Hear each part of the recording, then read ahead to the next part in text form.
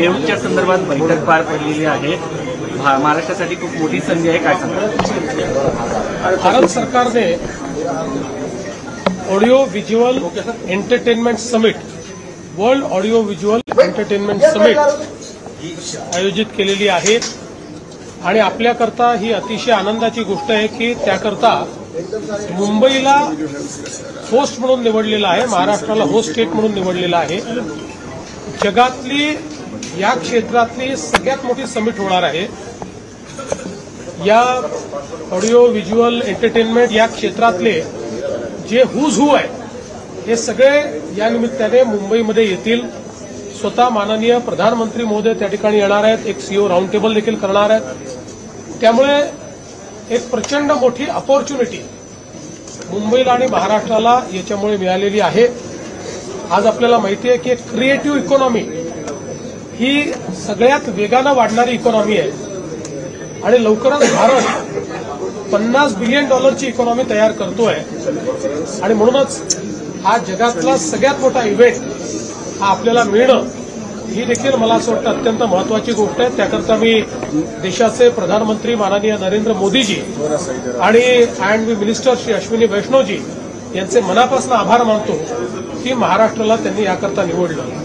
यासोबत भारत सरकारने IIT जशी आहे तसं Indian institute of creative technology देखील तयार करण्याचा निर्णय घेतलाय आणि त्यातलंही पहिली IIT IICT ही मुंबईलाच तयार होणार आहे। आपल्या फिल्म सिटी गोरेगावमध्ये आपण त्याकरता जागा चिन्हित केली आहे आणि जवळपास 400 कोटी रुपये केंद्र सरकार त्याच्यावर खर्च करत आहे। त्यामुळे कंटेंट क्रिएशनच्या क्षेत्रातलं टेक्नॉलॉजीतल्या सगळ्या गोष्टी या इंडियन इन्स्टिट्यूट ऑफ क्रिएटिव्ह त्याकरता मी केंद्र सरकारचे आभार मानतो। वेगळा प्रश्न आहे की बीजेपी यांनी आरोप केला आहे की विरोधकातल्या काही नेत्यांकडून जे आहेत ना प्रश्न विचारण्यासाठी पैसे दिले जात आहेत, एजंटगिरी चालू आहे। नक्की त्यांनी काही पुरावे मांडले, त्याची चौकशी आपण करूया, पण आता सध्या फोकस वेव्हवर करूया। किती देशाचे लोक मुंबईत येणार आहेत एक, आणि ही जी IICT आहे ती केव्हापर्यंत, म्हणजे काय त्याचं एक लक्ष आहे?